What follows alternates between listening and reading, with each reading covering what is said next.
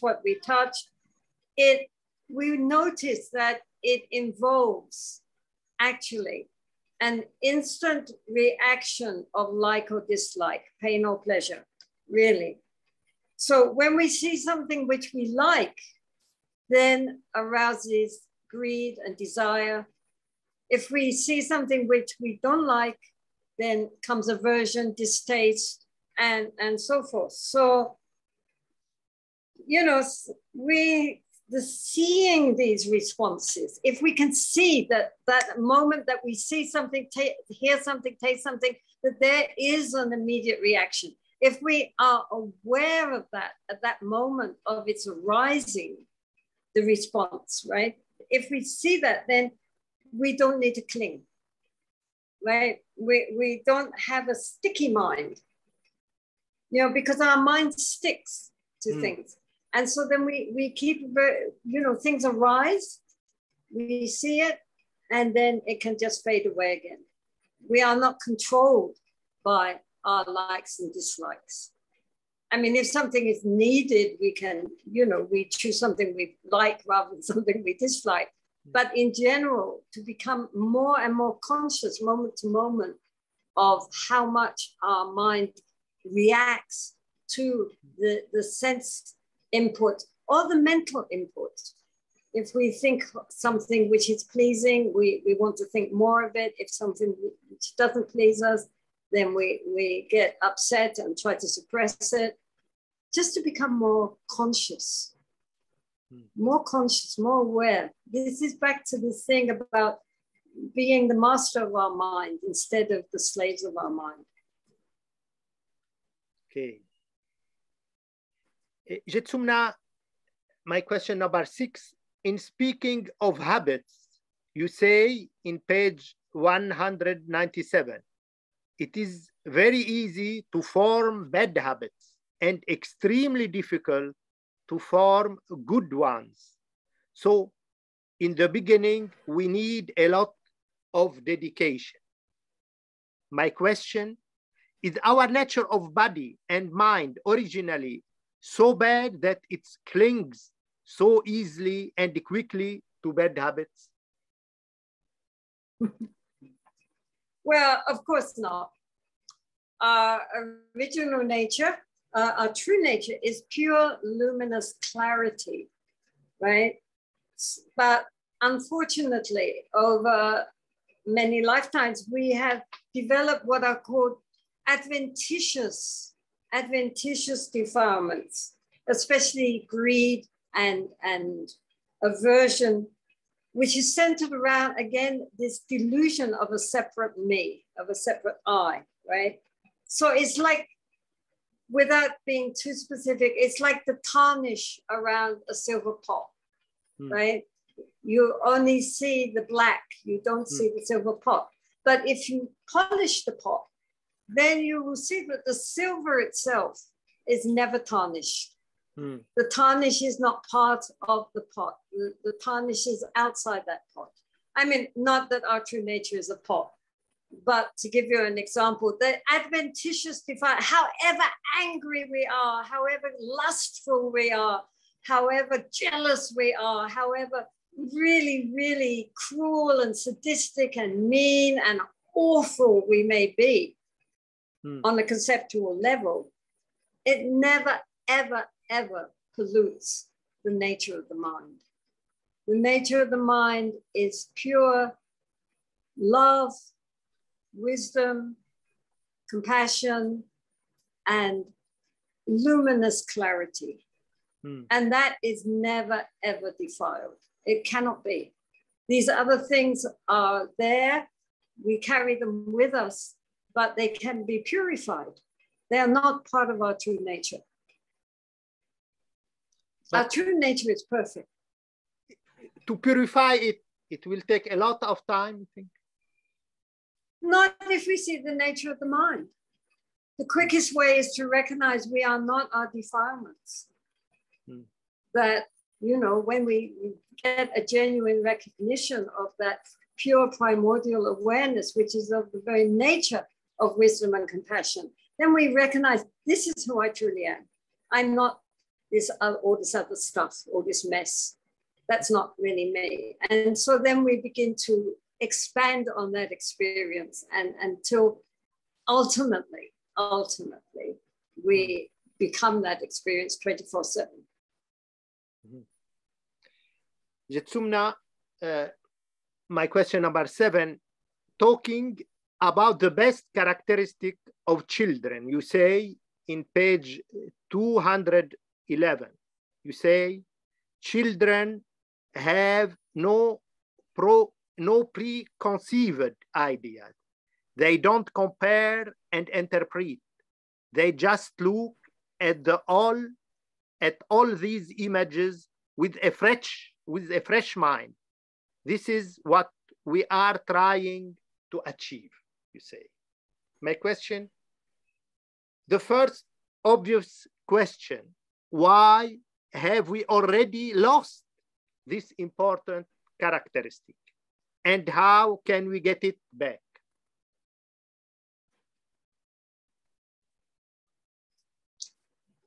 Well, obviously, in order to live in the world, we develop criteria with which to judge and compare.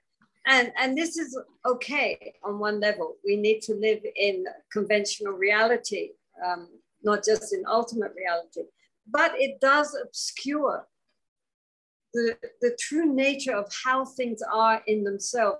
We immediately put values on things, and we immediately, when we see something, we immediately prejudge it, right? And we don't see the thing in itself. We see our version of it, whether we like it or don't like it, whether it's pleasing, unpleasing.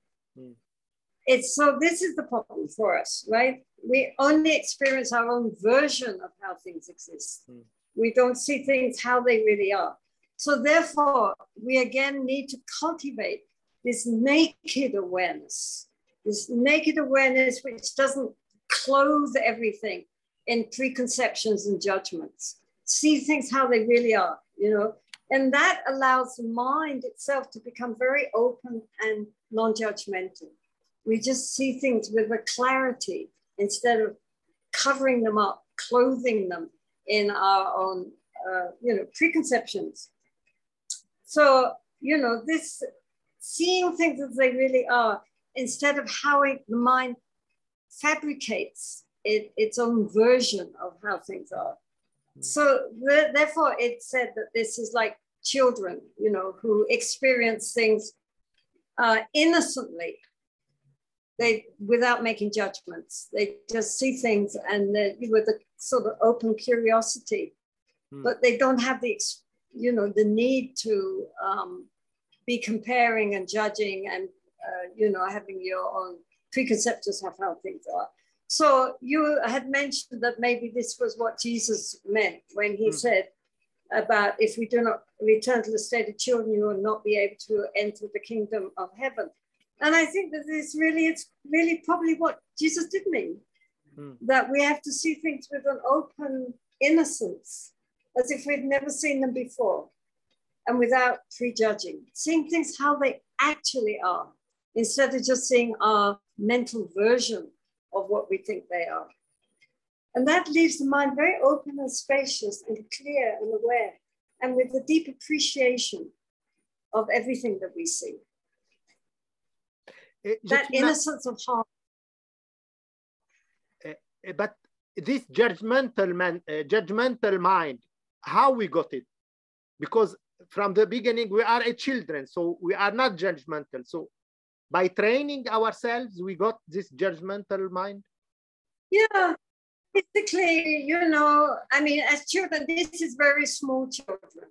And as children get bigger, they have to deal with the world outside. They have to deal with other people. They start to develop their likes and dislikes. And so the mind becomes more and more complicated and also more rigid. When you're a little child, your mind is very open. That's why children are always so interested, so curious. You see babies, they're lost, looking at everything with this open innocence. But then we begin to get more and more closed, more and more rigid, more and more conforming with society. We're told this is good, this is not good. You must like this, you shouldn't like that. Don't touch this, don't do that. And then the mind begins to get more and more complicated and more distant from the actual experience. So then we just live in our conceptual thinking mind, and we don't really experience things as they really are. So we have to relearn that kind of innocent, open, spacious awareness that children have small children have instinctively.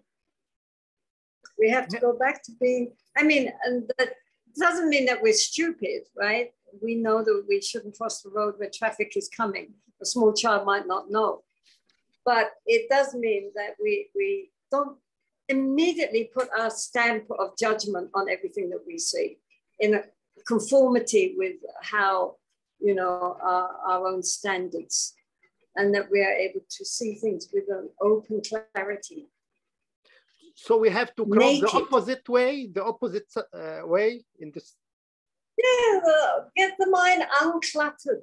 Our mind is so cluttered with all our thinking and our concepts and our ideas and our judgments. We don't see anything anymore. We just see our version of it, like this, Didn't St. Paul say something about that, about looking in the mirror darkly and later face to face? Okay. It's like that, we don't see with any clarity anymore. We're just totally trapped in our mental conceptuality.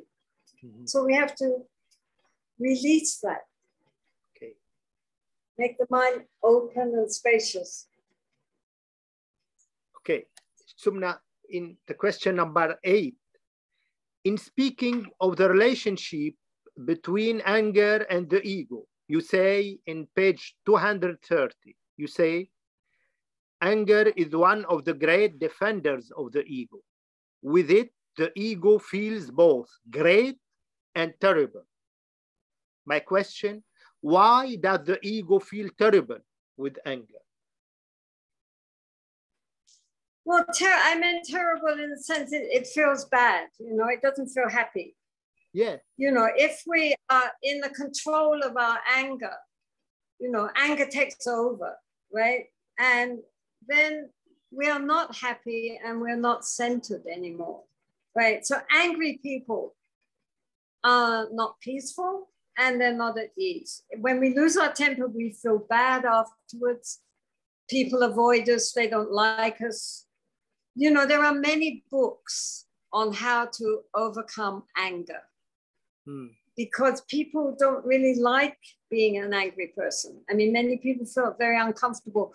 They are angry, they get angry very quickly, but they really would prefer not to get angry. So therefore, there are one main question I'm always asked everywhere is, how can I overcome my anger, right? This is a very, very common question everywhere. Yeah. But there are not, as I know, any books on how to overcome greed and desire, right? And attachment, because we think if we can satisfy our greed and our attachment and desires, we will be happy. And that is one of our basic delusions. But we imagine that, satisfying our greed will bring happiness. We don't imagine that being angry will bring happiness. So that's the problem. People, and the Buddha himself said that though karmically, anger is much more negative than greed and desire, nonetheless, it is relatively easy to overcome it because we don't like it. So we want to overcome it. We make efforts to overcome it. But greed is so much more difficult to overcome because we enjoy it. We enjoy it and we think that provided enough of our greed gets satisfied, that this will be a path to happiness. But the Buddha said that attachment and clinging of the mind is the cause of suffering. But we don't believe that. We don't want that. But Jetsumna, many times we see that our will is not working with anger. We want to not be anger, but we get anger even we don't want. Why? Yeah, then because we are in control, we are controlled by our negative emotions. We're not in charge of our own minds. We're back to this again. We're not the masters of our own mind. If we were the masters, we would not be angry. We would have patience. We would have forbearance. We would have compassion. But because we're not in charge, therefore, all these negative emotions which cause hurt to ourselves, hurt to others, proliferate. It's like weeds in the garden. We don't water the weeds in the garden. We don't want the weeds in the garden. We are trying to cultivate the nice flowers and the nice plants. That is difficult. You know, they grow slowly. Weeds, we don't look for, but weeds come up everywhere. You know, we try pulling them up and more come, right? And so all these negative emotions are like the weeds in the garden. We have to really be conscious that's a weed and deal with it, right? But it's hard because they just, you know, they proliferate without us inviting them. But there they are. So a lot of the spiritual path is dealing skillfully with our negative emotions, of which anger is a very common one. But greed is the real underlying cause of our suffering. And we don't believe that. We think greed is a good thing. Okay. That's the problem. Anger, we're all agreed, is not a good thing, right? Jetsumna, my question number 9 about karma. You said in page 250, you said the essential thing is how we respond to situations. We can transform everything if we respond to events with skill, you said. And my question, what do you mean by responding with skill?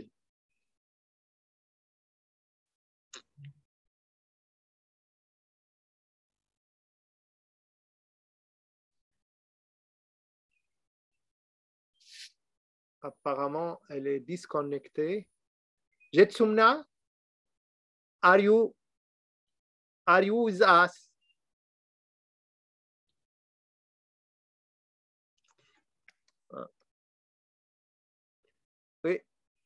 Jetsumna, please your micro.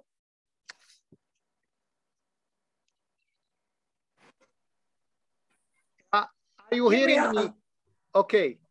Yes, I can see you.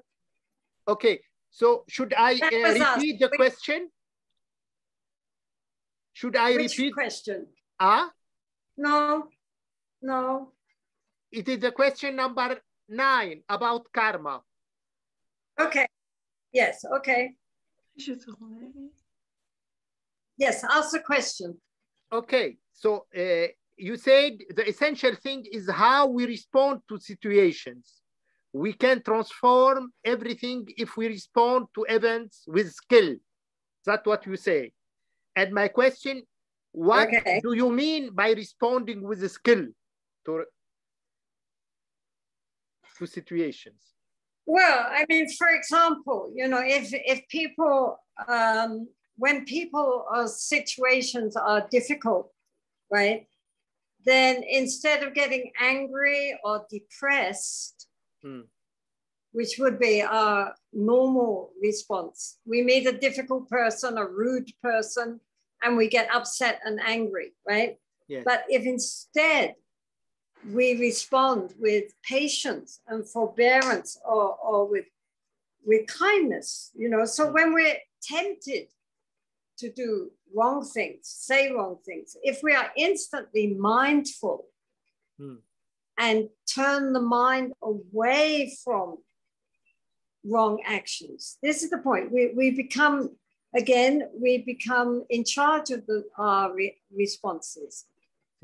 It's not what happens to us, but how we respond, which is creating the problem. So then greed can be transformed You know, if we have strong desire and greed, we can transform it through generosity and contentment, right? We can be content instead of endlessly grasping. And if we feel jealous or envious, instead we can rejoice in other people getting something which gives them pleasure and happiness. So the response to a situation, even a negative situation, depends on us.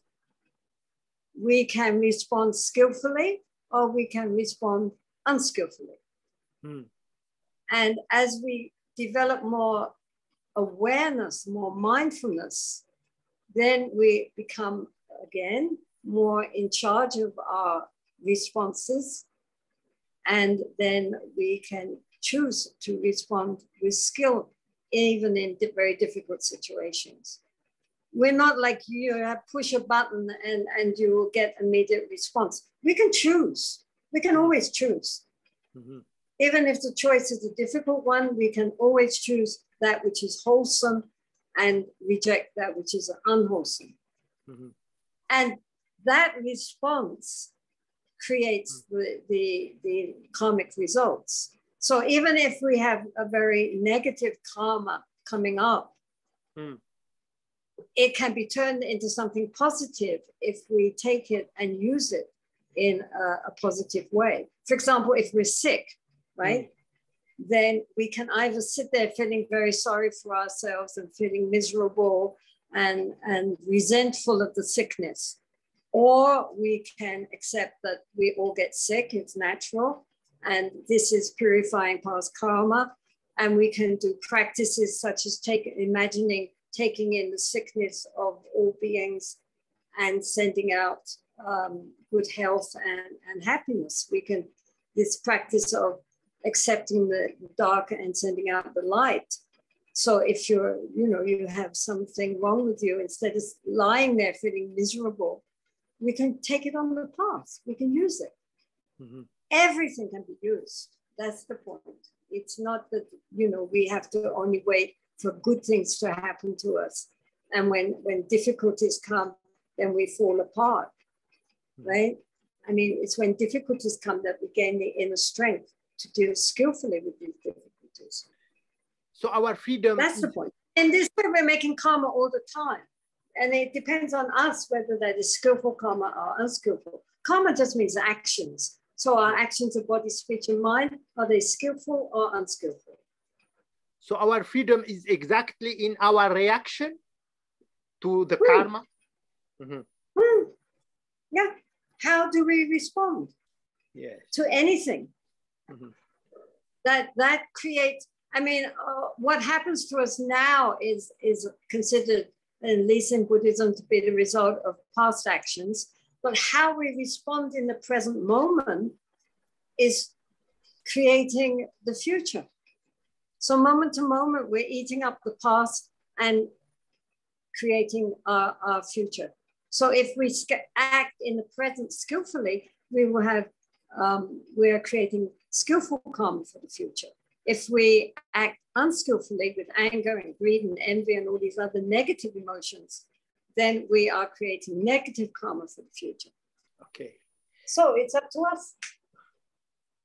Jetsumna, my question number 10, always concerning karma and comparing it with destiny, you say, karma in page 252, karma is not destiny. It is not the same as fate. Although most events happen to us, it is how to respond to them that creates what will happen in the future. My question, what is the difference between karma, fate, and destiny? Well, destiny, the word destiny in English at least, it gives the idea that no matter what we do, certain things are fated to happen to us, right? We cannot escape, whether it's good or whether it's bad. But karmic results mean that while certain situations are likely to occur due to past actions, like if we sow a poison fruit fruit, we'll get a poison seed, we'll get a poison plant coming up, right? But we might take that poison plant and turn it into medicine, right? So it depends on what we do with that result, whether we use it skillfully or unskillfully. We can take the poison plant and eat it and kill ourselves, or we could turn it into a medicinal, source. So it really depends on what we do with it. So in this case, this opens up into will be a whole different set of circumstances. That's the point. How we respond will then depend on which way it's going to go after that. Do you understand? Yes, if it's a difficult situation, we can either be angry or we can cultivate patience. And depending on our response, whether we are angry or whether we are patient, that invites different karmic fruits to arise, right? Okay. Depending on how we're responding to the situations as they come. So everything is not predetermined, but depends on how we use the situations and how we make use of what is happening. Okay. Do you understand? Yes. I mean, for example, at the time of the Buddha, he was walking outside the city and they came across the corpse of this drunkard man, beggar.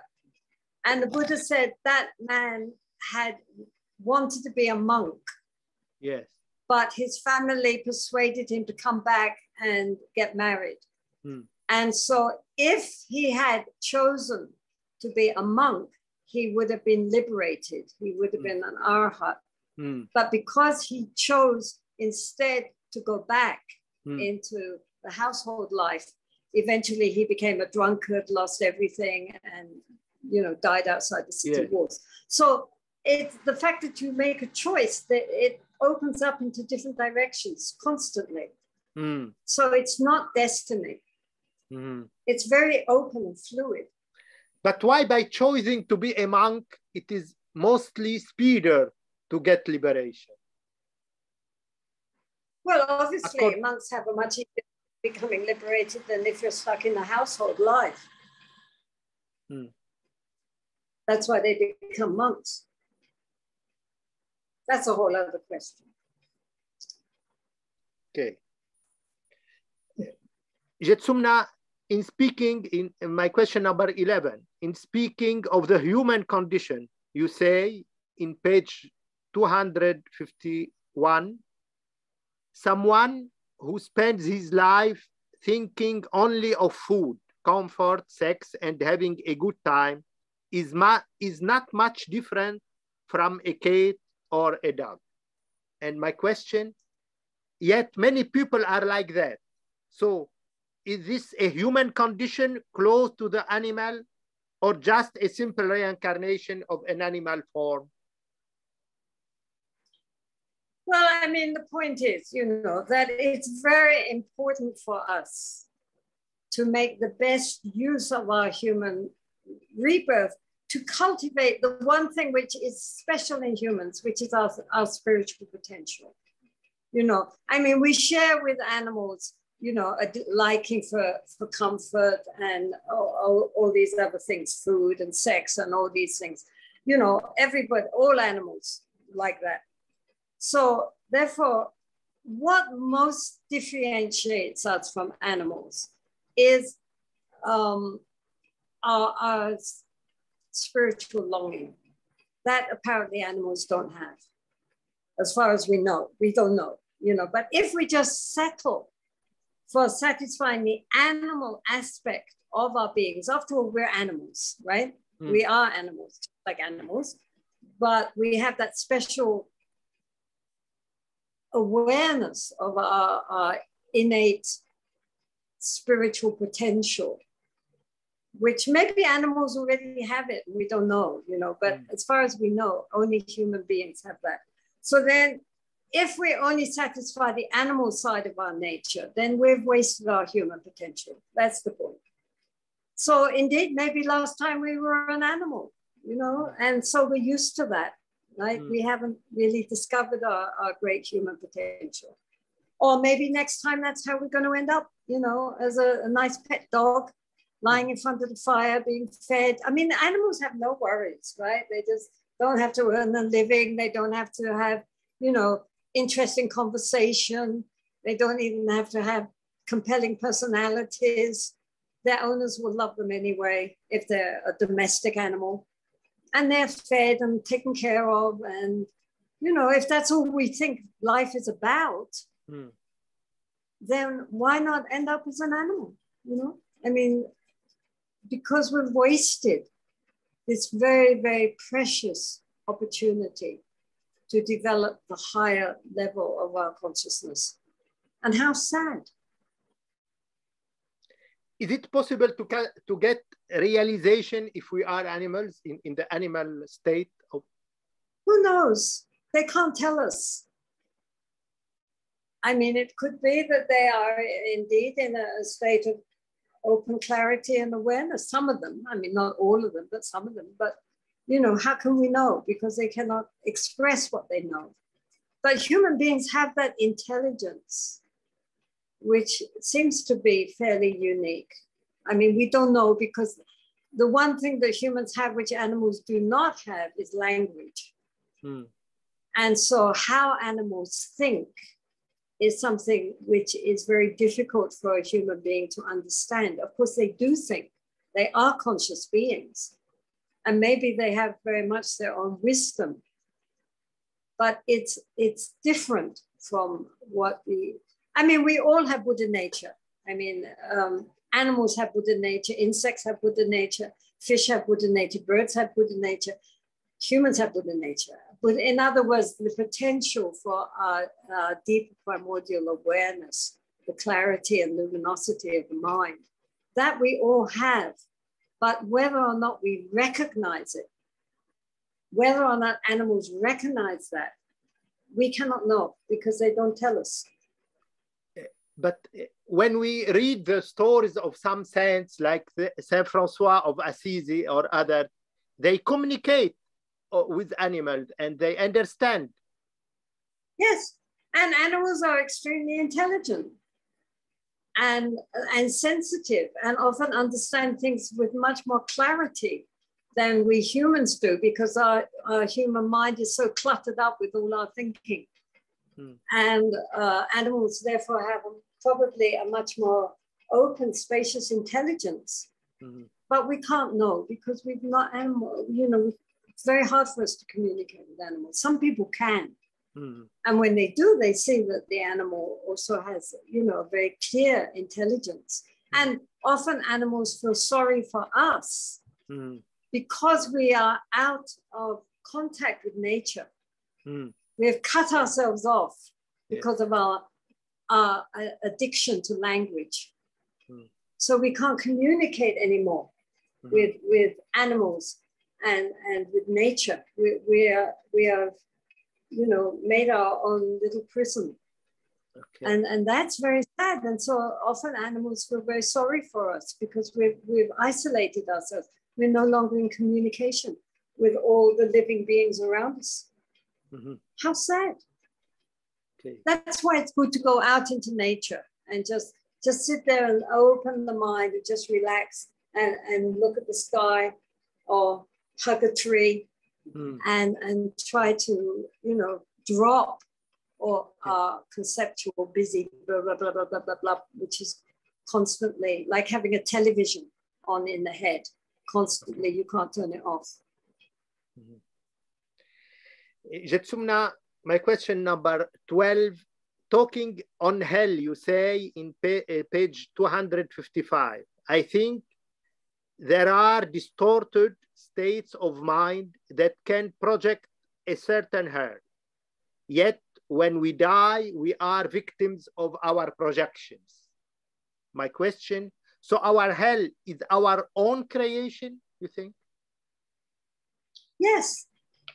Yeah, I mean, everything really is a projection of our consciousness. You know, we reify things and make things seem very real and distinct from ourselves. But in fact, it's all our own projection. You know, how we see things is the projection of the kind of consciousness we have, right? And when we die, since there is not even any material basis, then we are completely engulfed in our own projections. So this is why it's very important, while we are not dead yet, while we still have a material body, that we cultivate the mind now while we have the chance, because once we die, we will experience the contents of our own consciousness. So therefore, people with very vicious, cruel, sadistic kind of minds, kind that have no empathy with the suffering of others, those kinds of minds will experience the projection of an outer reality, which is very hostile. And then they will feel angry towards that and hatred. And then that creates more of the same, right? They just go spinning round and round and round in their responses to their own projections, which will create more projections and then more hatred. And just, that's why hell appears to be endless, because it's very hard to break out of that cycle of vicious projections, which they experience as being something outside themselves, don't realizing it's all the projection of their own mind. So we have to take this lifetime now to make sure that we create the kind of mind that we would like to meet with once we're dead, and the kind of people that we will attract towards us when we're dead on the same kind of level. It's said that we attract towards us consciousnesses which are in tune with our own consciousness. So if we want to meet with goodness and happiness and you know, something beautiful, then we have to create that now while we still have the chance. So if I understood, hell has no existence by itself. It is only a creation. You never find it. You'll never look. If you go looking for it, you can't find it. But you know, it's not something material. It's within our own consciousness. It's a state of mind. So yeah, we are projecting the whole time, but we just think that what we project is real. Okay. Jitsumna, my question number 13, concerning the Tibetan tradition, you say in page 256, one day my Lama said, everything you read in the sutras is not true. And you continue, the Dharma is vast. From this vast ocean, the Tibetans have taken a few drops here and a few drops there, mixed them together to make a potion useful for the Tibetans. My question, to what extent can a Westerner or non-Tibetan follow the Tibetan way or be inspired by it? And what elements of this tradition are not intended for him? Well, the point is that Buddhism in itself is a very adaptable religion, right? Which has always taken on the culture of the country where it goes. So therefore you have Chinese Buddhism, Japanese Buddhism, Thai Buddhism, Tibetan Buddhism. It outwardly, it looks often quite different, but the inner Dharma, the inner teaching is surprisingly the same, especially since they have all been separated from each other for 1,000 years. Now they're all coming together. And so outwardly, they've taken on a lot of the culture, like Chinese culture, Thai culture. But the Dharma, the actual Buddhism, is surprisingly the same. It's like having different vessels, you know, like here, this is glass. Or it could be jade, or it could be gold, or it could be porcelain, or it could be plastic. But the liquid inside is the same. right? So outwardly, the form changes, but the inner nectar of the Dharma doesn't change. It is still surprisingly in conformity in all these different countries. So Tibetan Buddhism is suitable for the Tibetans. You know, it's half Tibet Dharma, half Tibetan culture. And some people feel very comfortable. You know, even Western people feel very comfortable in that cultural side. They like the cultural Tibetan side of it. Maybe last life they were Tibetans. They feel at ease with that, you know, they feel very comfortable. And the other people do not, you know, so different people are different. But the basic Dharma of ethics, love, compassion, meditation, mind training, and an understanding of reality is beyond culture, right? And it's the same for anyone wishing to enhance their spiritual qualities and gain liberation. That's beyond culture. And so, you know, for some people, they like the Asian flavor, and some people don't. But it doesn't matter because the Dharma is the same. The actual practices within that culture or without that culture are the same. Ethical conduct, love and compassion, mindfulness and awareness, meditation, so forth. That is beyond culture. And everybody should be practicing that. Whether you take on the cultural trimmings or not, that's not the point. But but practices are different. Even meditation are different in different Buddhist ways. I mean, to a certain extent, different is true. I mean, certain practices are different in one country to another, but the basic intention is the same. The basic intention is to understand the mind, to understand consciousness, and to gain direct realization of the fundamental nature of the mind. In all, you know, there might be this path, that path, this path, but they're all seeking to be liberated from our egotistic, conventional thinking mind. And to recognize the fundamental primordial consciousness, which is the essence of our wisdom, compassion, mind. All Buddhist traditions are looking for that.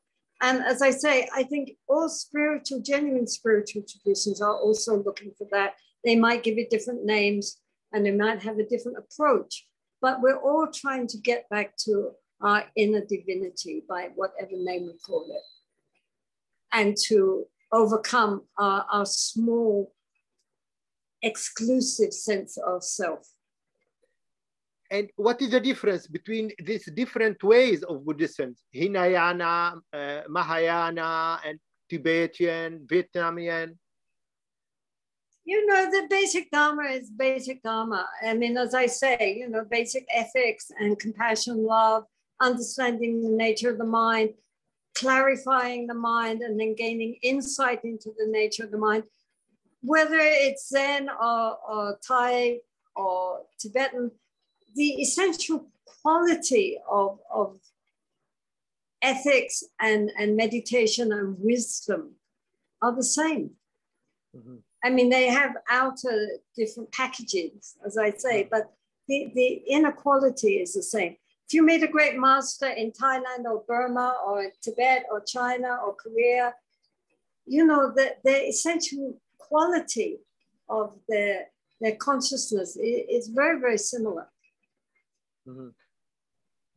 And the outer expression might be different, but the inner quality is remarkably the same through all these thousands of years, how much they have actually maintained the fundamental qualities of the spiritual life. You are just talking about the story of the monk with Buddha. Do you think that the monk, I repeat my question, it is more easy to get liberation when we are monk than other? Oh yeah, yeah, I do. Because the fundamental quality of renunciation is so much more applicable to a monastic life than to a lay life. You know, I mean, you know, ordinary people in everyday life, they have to go to work, they have families, they have obligations, they have mortgages, they have many, many distractions. You know, the family wants to watch television. And a monk's life is so much more simple and focused on the Dharma all day long. You know, I look at our nuns, you know, from 5 in the morning to 11 at night, they are studying Buddhist philosophy, they are meditating, they are doing ritual. Even when if they want to sing, they don't sing Bollywood movie songs.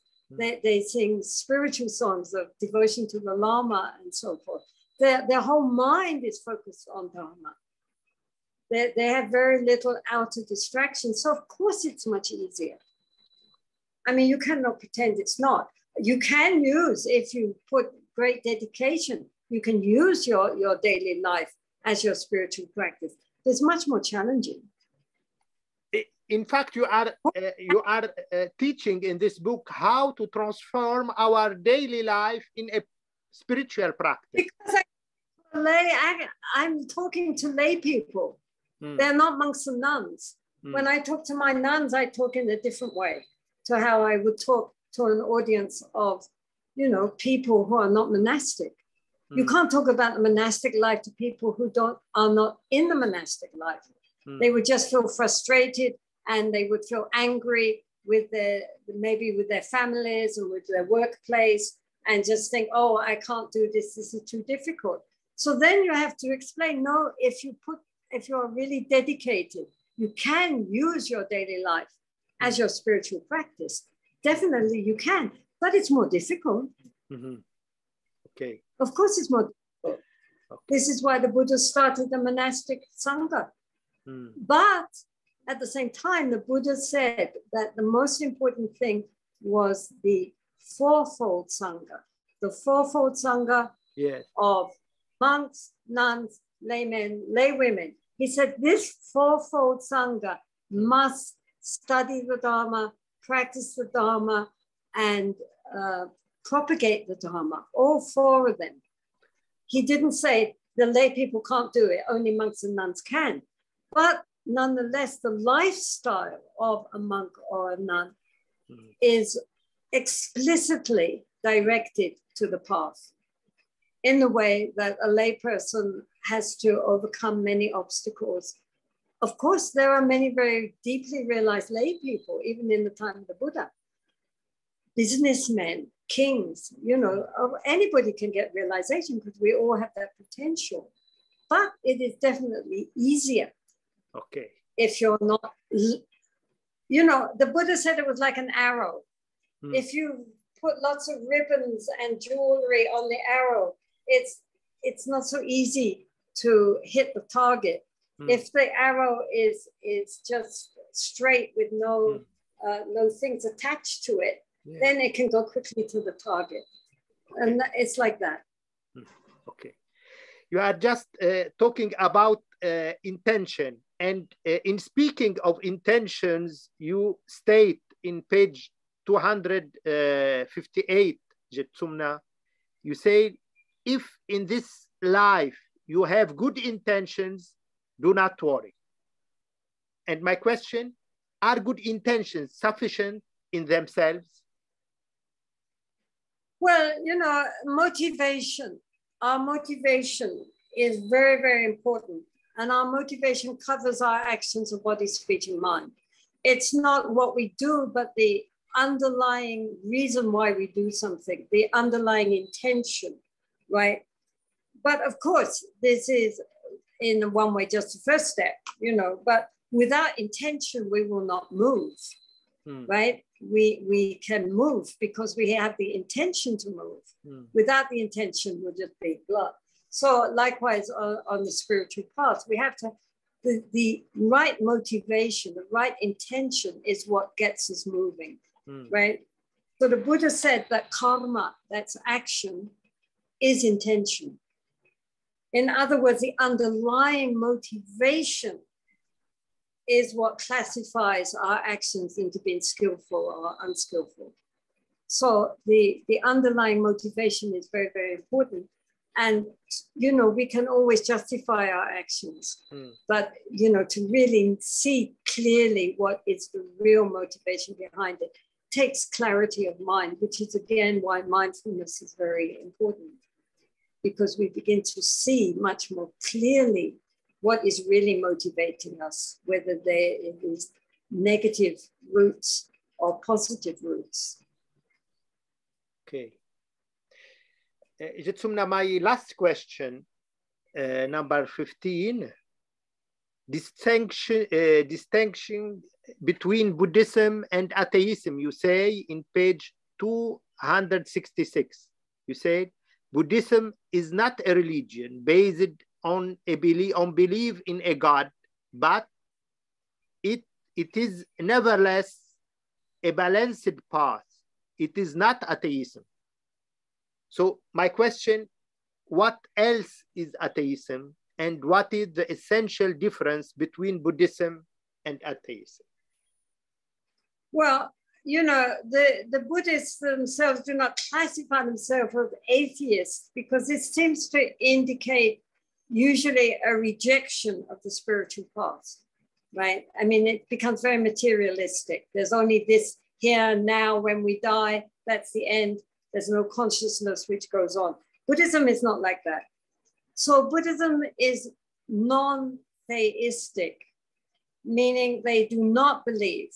What we do not believe in is a creator God outside who judges us on our life and who decides what will happen to us, because that is all taken care of by the understanding of karma, right? So karma is what is judging us, and karma is what is deciding what's going to happen to us. We ourselves are creating our karma moment to moment, right? So we don't need someone outside making the decision for us.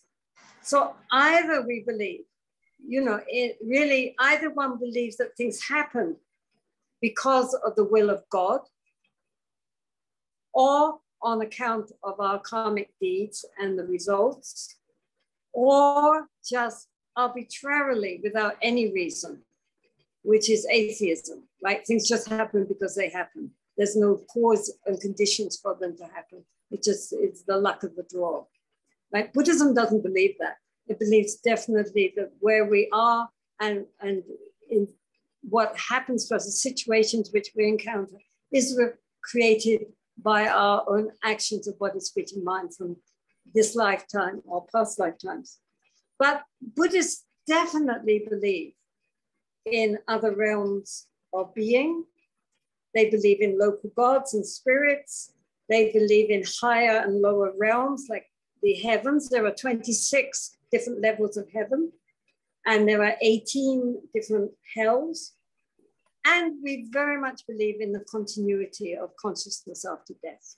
So it's not that bleak atheistic thing that this life is all we have and things happen just because they happen, and when we die, that's it, finished. It's not like that at all. So it's very different from what people normally think of as atheism. Okay. Our questions are over, and at the time we are perfectly from the 3 interviews in perfect tune. In the 15 questions and for 1 hour and a half. And Jetsumna, we hope for the moment people are waiting you in Lebanon, in Syria, in Australia, in France, in Réunion. Always are waiting you each 2 months. So we hope that we'll see you again in August to continue our meetings and our questions and our inspiring questions, interviews. Okay, well, we'll carry on for 1 or 2 more sessions, but then enough, okay? What? I said we will carry on maybe for another 1 or 2 sessions. Okay, to be at least 10 interviews. This is the 8th one. Yeah. Okay. Okay. Okay. Thank you, So, Lwiis. Take see you care. in August. And Yes. big thanks. Yeah. Okay. Take care. Thanks. Voilà. Docteur Jacques Vigne.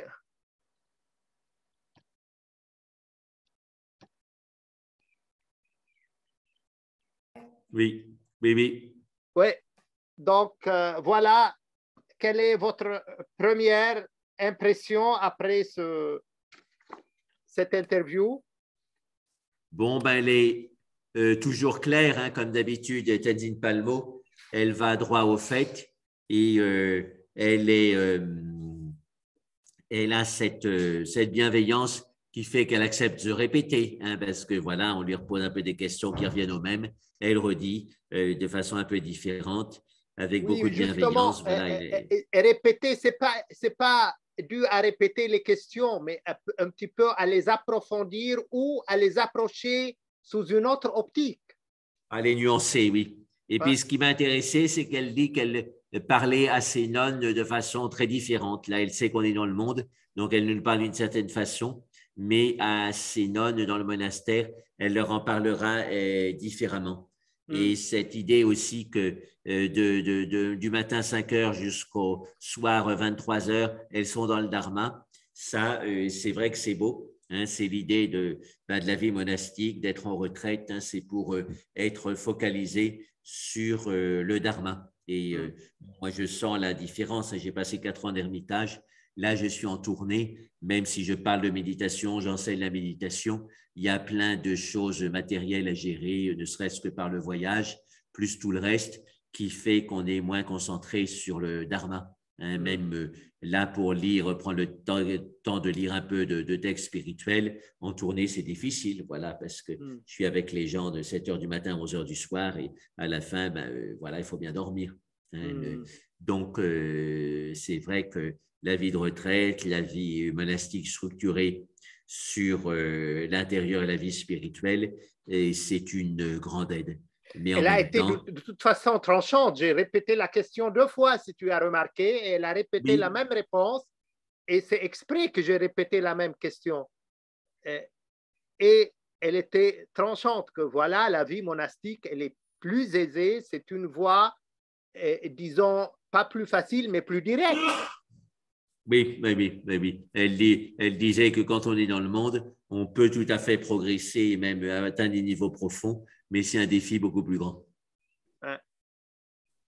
Et toi, qu'est-ce que tu as appris de neuf, mis à part ça, dans cet entretien? Ben, écoute, il y a cette, au-delà des paroles, hein, il y a cette énergie qui est là, qui est toujours fraîche. Et à propos de la non-dualité, donc ce qu'elle dit est beau et important aussi. Hein, et puis, tout le temps revenir à l'espace lumineux. Ça, elle le dit très simplement, mais c'est fondamental. Et dans la précision tibétaine, les historiens disent que c'est peut-être une influence des beunes. Certainement, il y a d'avoir une influence des beunes, parce qu'eux, ils développent beaucoup l'espace. Mais en tous les cas, elle leur parle de façon très simple et au fait, c'est universel. Donc, il y a ça qui est là. Après, donc, il faudra que je médite sur ces enseignements, que j'y revienne et que je vois par rapport à ce que je sais de son enseignement, ce qu'elle a dit de nouveau, ça viendra progressivement. Enfin, je suis content donc de les traduire avec vous. J'ai déjà traduit pendant qu'elle parlait pour le petit groupe ici. Et donc, on l'avait aussi sur grand écran. Le son était un peu faible, mais enfin, bon, comme j'ai traduit en français, ça allait. Et puis, donc, on reprend, nous, le samedi, je pense, ça va être le 5 juillet. Voilà, donc, le samedi ou bien le mardi? Ben non, on fera le samedi parce que le mardi, on a push parage. Et donc, on fera le samedi et je crois à 17h30. Que Geneviève a annoncé le mardi et ça, c'est… Il me semble que non. Non. Oui. Non. J'ai annoncé le samedi 2 juillet. Mais de toute façon, ça, à mon avis, il ne fallait pas annoncer parce que tu vois là, il y a beaucoup moins de présence qu'autrefois. Autrefois, il y avait 70 personnes. Aujourd'hui, on est à 18 personnes. On n'annonce pas une séance et on annonce la traduction de la séance. Ceux qui viennent, on leur annonce qu'il y aura une séance de traduction. Mais je t'ai demandé, mais tu m'as répondu OK. Oui, ben, parce que tu as insisté. Je n'ai pas voulu te vexer. Non, tout simplement. non, je pouvais Plusieurs fois, pas j'ai dit que ce n'est pas la peine d'annoncer 2 séances. Les gens vont venir à la deuxième. Ou bien ils seront confus entre celle-là et l'autre. Oui, mais Lwiis, on fait toujours une traduction, donc on peut l'annoncer, les gens le savent. Hein.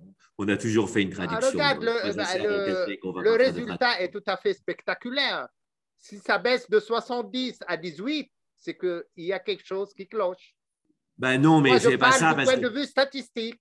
La statistique est une preuve. Il y a d'autres raisons, Lwiis. Il y a d'autres raisons, parce que la traduction, de toute façon, il y a peu de gens qui viennent. Hein. Il y a aussi il y a une dizaine de personnes de traduction. Oui, mais justement, quand tu invites les gens à 2 événements, il se peut qu'il y a une bonne partie qui n'assiste ni à l'un ni à l'autre. On invite à une seule. Ça, c'est du non, point je de pense vue. que c'est simplement qu'au début, c'était nouveau Tenzin Palmo, mais comme non, la dernière fois, il y avait 70 personnes et cette fois, il n'y en a que 18. Mais de toute façon, on a annoncé tout le monde sait qu'on fait une traduction. Hein, c'est pas ça qui change. Bref. Oui. Et là, donc, on a eu un problème technique autrefois, c'est pour expliquer aux gens كان عندنا مشكلة في المرة السابقة تقنية ولم نستطع إكمال أو حتى أن نبدأ هذا الدرس. نحن بصدد معالجة هذه المشكلة ونعلمكم في أقرب وقت. Donc, on a eu un problème technique. On est en train de voir comment on va résoudre ce problème. Pour la leçon prochaine, on vous avisera si on sera déjà à l'heure et déjà prêt pour le mercredi prochain. Vous serez tenus en contact et comme d'habitude, on vous écrira ou on vous enverra nos annonces. Voilà. Est-ce qu'il y a quelque chose à dire? Tu veux dire quelque chose ou tu veux prolonger la séance, Jacques, pour aujourd'hui? Qu'est-ce que tu veux? Écoute, il y a peut-être des questions des gens. On peut prendre 5-10 minutes s'il y a quelques questions. S'il y a des questions, pas de problème. Est-ce qu'il y en a?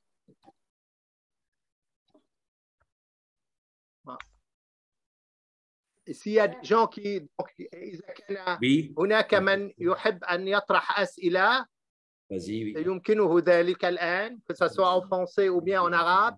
Ceux qui désirent poser des questions, ils peuvent le faire. Alors, il y a une question de Sabine ici, tu peux la dire. Est-ce que quand on a maîtrisé son mental comme on demande, on est dans sa vraie nature? Vous avez entendu? Est-ce que quand on a maîtrisé son mental comme Tenzin Palmo le demande, on est dans sa vraie nature? Donc voilà, qu'est-ce que tu en penses, Lwiis? Maîtriser, et de toute façon, j'imagine qu'on a plusieurs fois posé et reposé la question à elle. Maîtriser son mental. Et c'est ce qu'elle a, j'ai essayé de l'interviewer aujourd'hui, de l'interroger sur est-ce qu'on perd, parce qu'elle a parlé de cet état d'enfant, et est-ce qu'on perd cet état pour le reprendre? Maîtriser son mental, bien sûr, c'est ce qu'on cherche, et c'est notre objectif et but ultime. Mais pour le maîtriser, c'est un long trajet. Ce n'est pas aussi facile que ça.